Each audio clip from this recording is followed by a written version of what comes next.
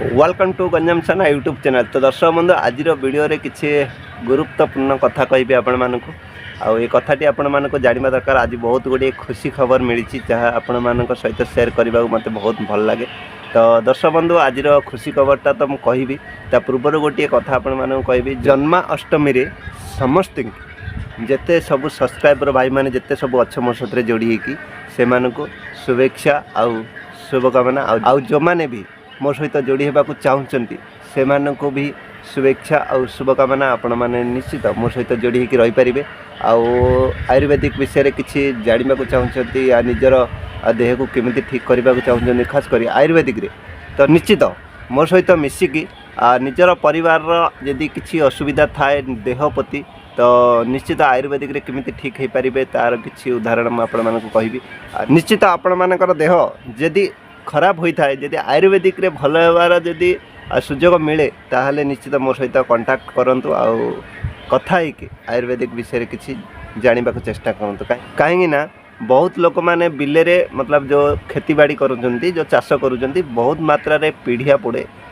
मु प्राय देखी था बहुत मात्रा रे पीढ़िया पड़े जहाँ फल जो खाद्य आम खाऊचे तार विटामिन कमी जाए।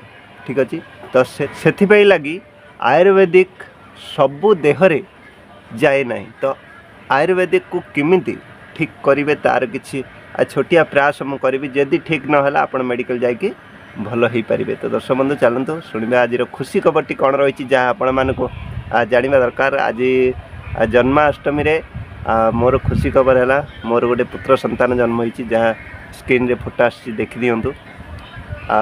बहुत खुशी कथा श्रीकृष्ण भगवान को मोर कोटि कोटि प्रणाम जो थे मो जीवन रे गोटे आउ गोटे सदस्य मो लाइफ को आणले। तो दर्शक बंधु रोची नमस्कार पुणी देखा आउ गोटे वीडियो रे आउ गोटे नुआ टॉपिक को लेकिन तब तक विदाय दिंतु। जय हिंद जय भारत जय माता जी। हाँ आउ गोटे कथा शुणी रखु आ नेक्स्ट वीडियो रे आसीबो आपण माने कौन कौन रोग को आयुर्वेदिक रे ठीक करि परिबे आउ को रोग को आप आयुर्वेदिक रे ठीक करि परिबे नहीं। ए कथाटी आप जानवा दरकार। जदि आपन से रोग होइथिबो आयुर्वेदिक रे ठीक हो पारेनी तो से कथाटी बारंबार मत कहबे भाई आयुर्वेदिक खाइले आयुर्वेदिक ठीक हो पारानी। तो सब एमती करते ना किसी रोग अच्छी जो कि आयुर्वेदिक रे भल हुए ना आजिकल सिचुएसन जिन है सो मेडिकल जाकि भल होकर आसपारे। तो दर्शक बंधु रोची नमस्कार जय हिंद जय भारत जय माता जी बाय बाय।